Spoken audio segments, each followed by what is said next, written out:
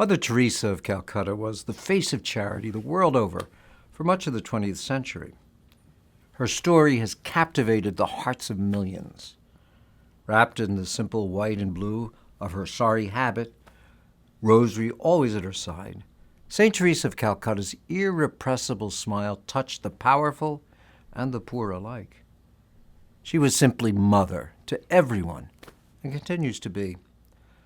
On September 4th, 2016, joy was felt around the world as Pope Francis canonized St. Teresa during Mass in St. Peter's Square.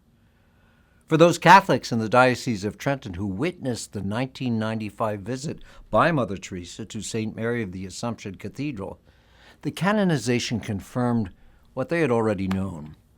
They had been in the presence of a saint who left each of them with powerful, life-changing memories. Hello, I'm Bishop David O'Connell. The following documentary features interviews with a few people who share their memories of Mother Teresa's visit to Trenton over 20 years ago, how she inspires them today, and the impact she has made on humankind.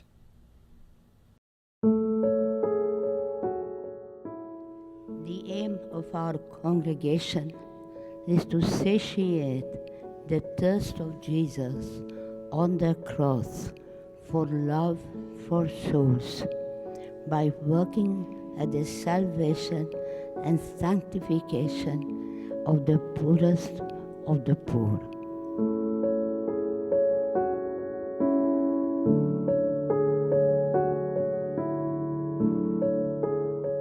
I was the Master of Ceremonies to Bishop Reese during the Mass on that beautiful Sunday morning in June 1995.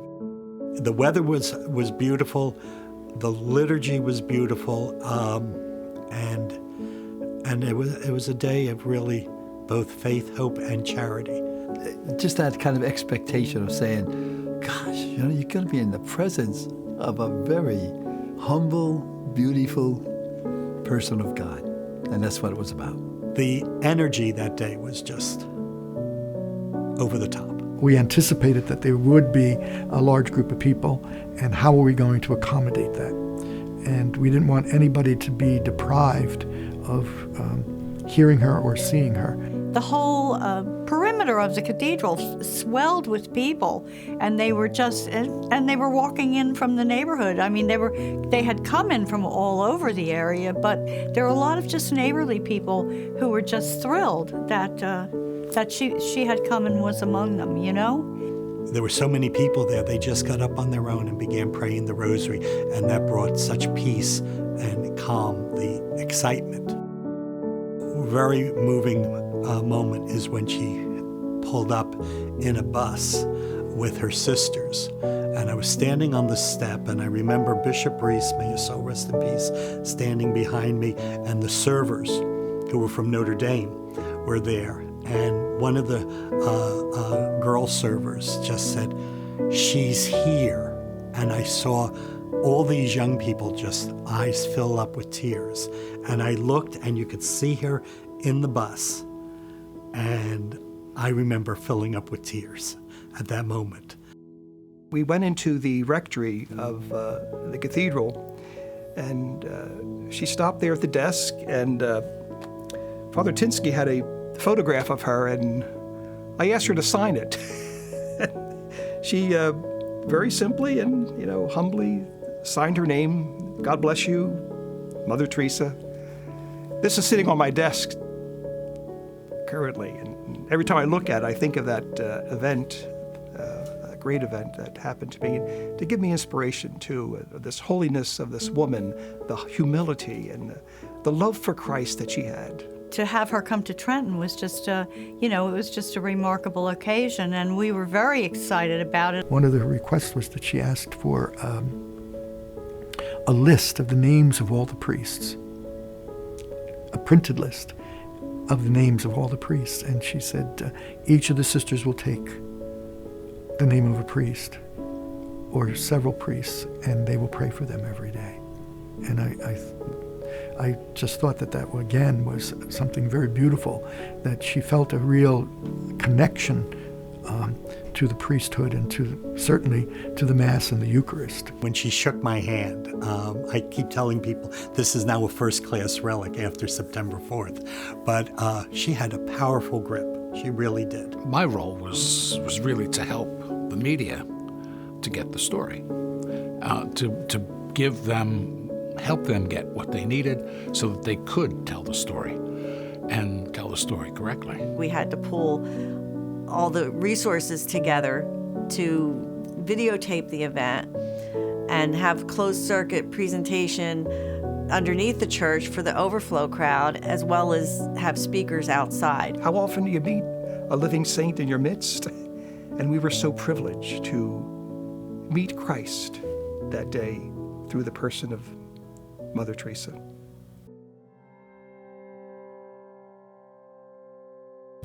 In an earlier gathering in Brooklyn, they were a little rough with her because everybody wanted a picture with Mother Teresa. And of course, you don't just stand next to her. You got to have the arm around her.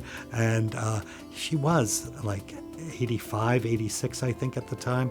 So she was a very frail woman, strong-willed, but frail. And we then talked with the people from the Trenton Police Department and the state police. And we planned logistically. I'll never forget, I believe it was on a Friday, that I was told by Captain Constance that they needed me for a detail at the cathedral, St. Mary's Cathedral in Trenton, to be the bodyguard security team for Mother Teresa. So we had several football players from Monsignor Donovan High School as security. We had police security. And when she came down the aisle into the cathedral, all pandemonium broke. It was like cheering and applause and music and everything like that. And of course, we had to protect because everybody wanted to touch her. I just remember going down the aisle and going up the aisle at the end of Mass saying, hands off the nun, and slapping hands that were trying to touch her. Because we were worried about the security issue and the safety issue of Mother Teresa and people pushing on her, people coming up to her. We didn't want her to sit in a pew, and we thought it would be better to put her in the sanctuary up near the bishop in St. Mary's, because the sanctuary was elevated and people would be able to see her, and that she would be away from people. And so I mentioned it to her, and she says, no, absolutely not.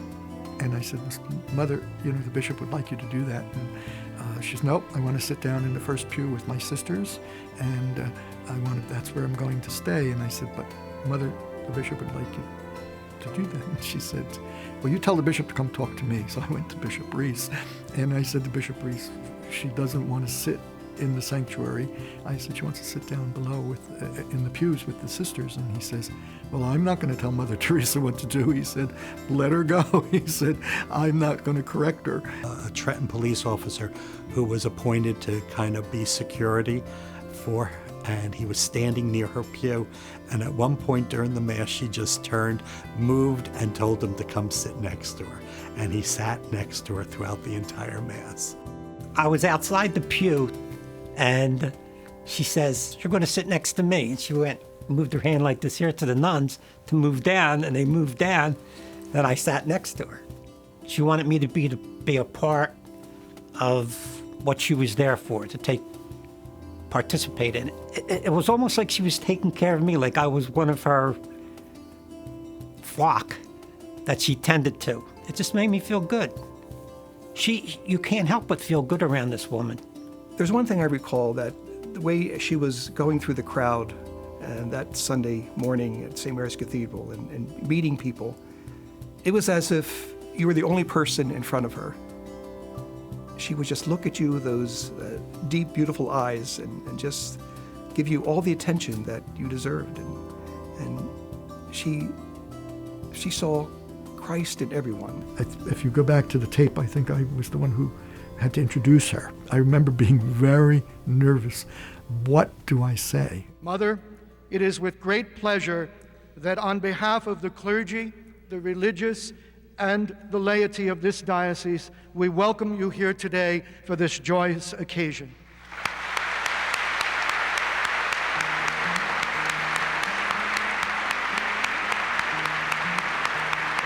Her purpose for coming into the diocese was to begin a conversation about bringing her sisters into our diocese.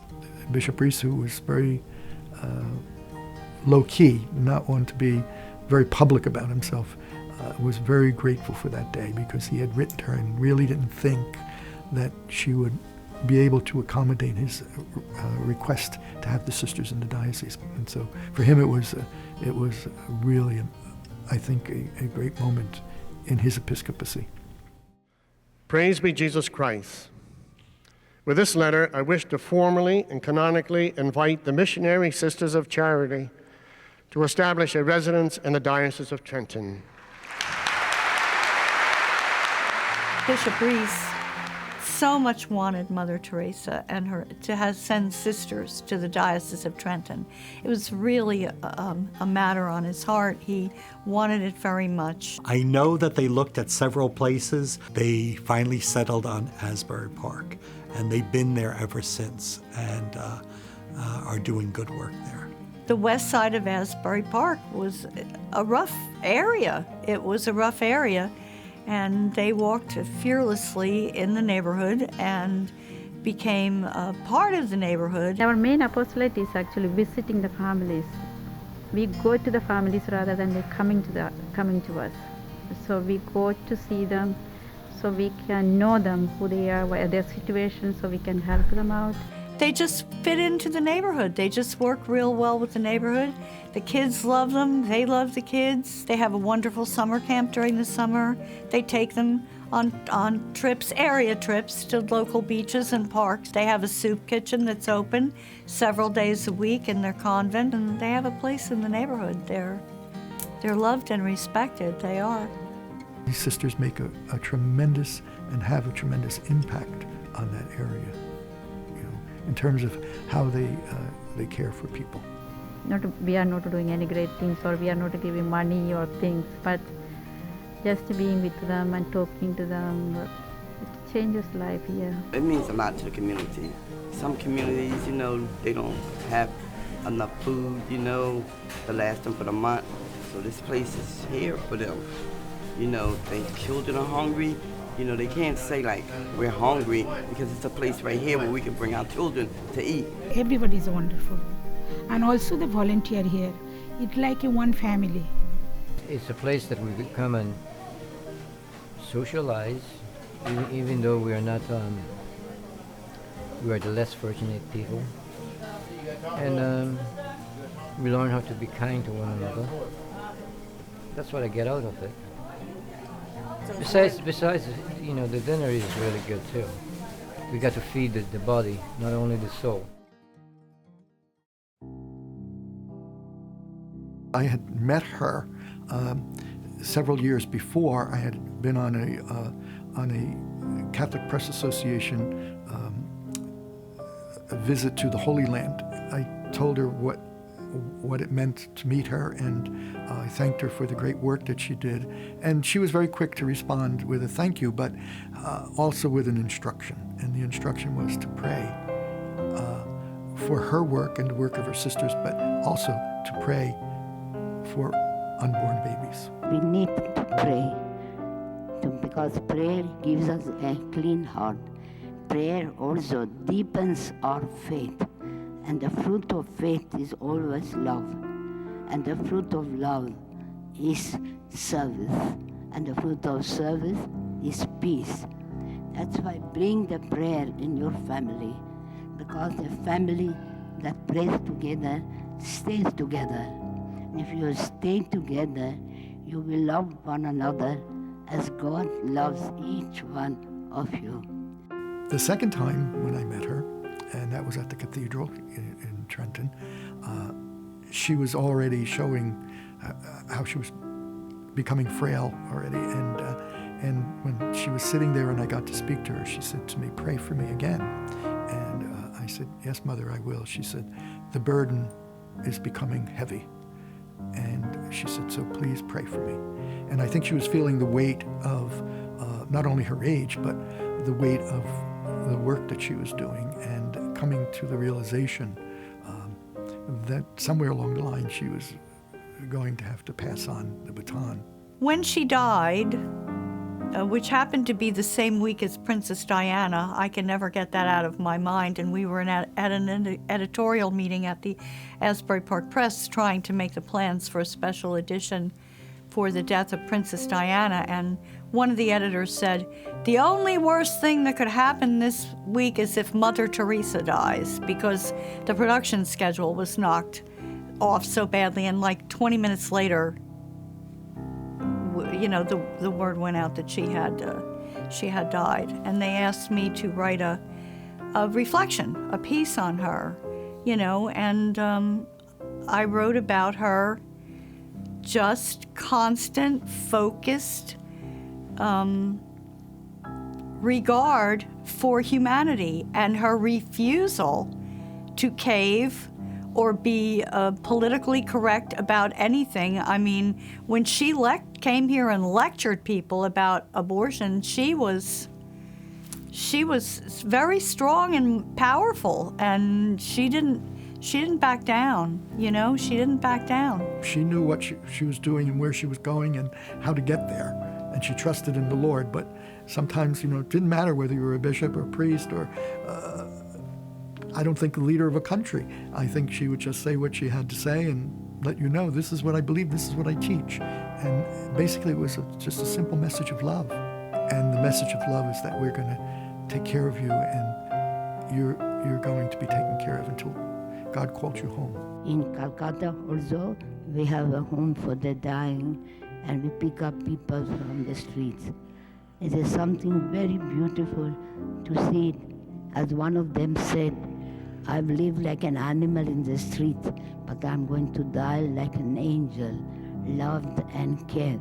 One of my favorite quotes of Mother Teresa is when she talked about being a crooked pencil in the hand of God to write the word of love. First of all, reminds me not to get too filled of myself, because I know my brokenness, I know my sinfulness, and yet I still believe that in spite of my own faults, God can use me as an instrument to communicate His love to others. When I think about Mother Teresa, I guess the most stirring thing for me is when we met her in Calcutta.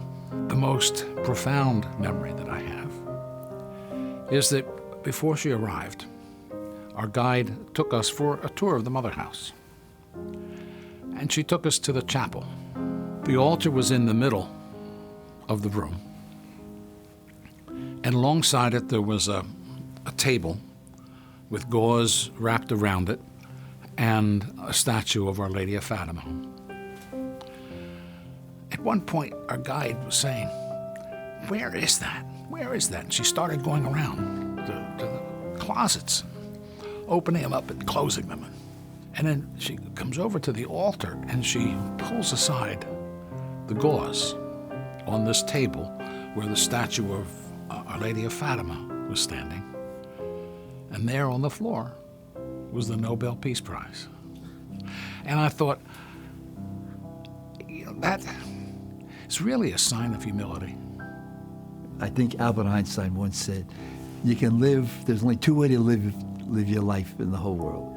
One way is to live it as though nothing is a miracle, and the other is to live it as though everything is a miracle.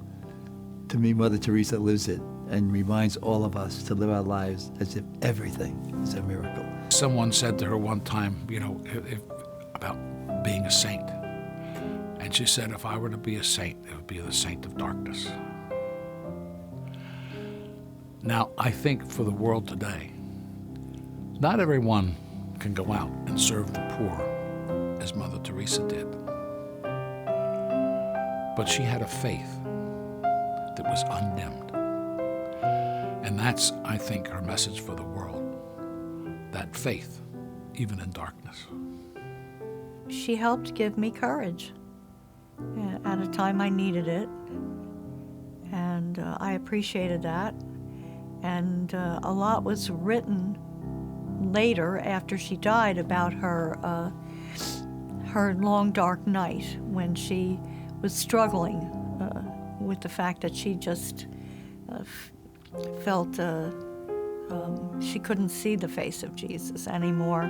And that was a real comfort to me, because I thought if she had troubles like that, then my troubles are nothing, you know? So I just, and she persevered. She persevered. So I appreciate her courage, and she lent some to me. It's hard to believe now in my own life that, you know, a saint is someone that I got to speak to. You know, when we talk about saints, and that they're people who, people from the past, you know, long history of the past.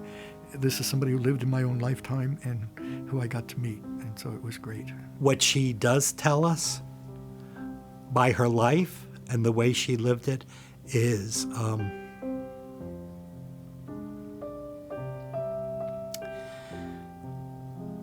if you do it out of love, you can accomplish anything.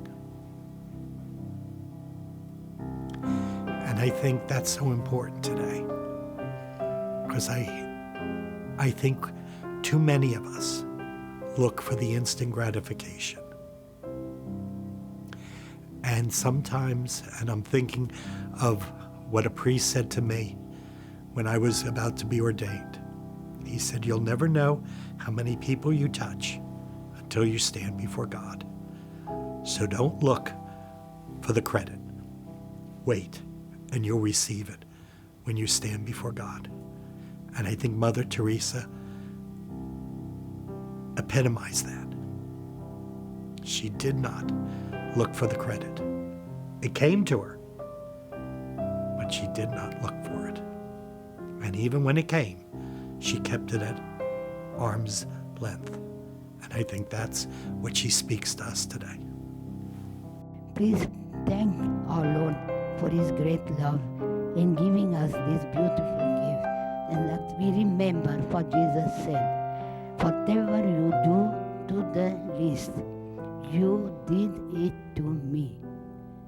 If you give a glass of water to me, if you receive a little child, you receive me.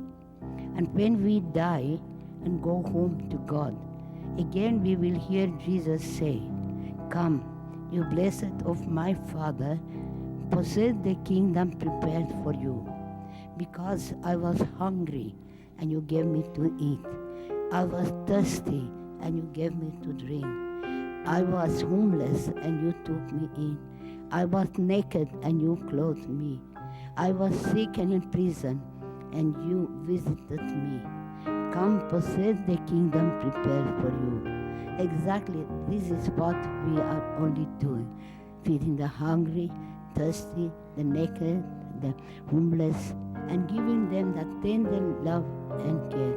And something very beautiful: no one has died disturbed. Every one of them has died a beautiful, peaceful death. And they must have gone straight to heaven, because they had suffered so much, and they're receiving the love and compassion has helped them to turn to God fully. And the joy and the happiness that our sisters and brothers feel in having Jesus in the Blessed Sacrament and having Jesus in the poor. So pray for us that we may continue God's work with great love.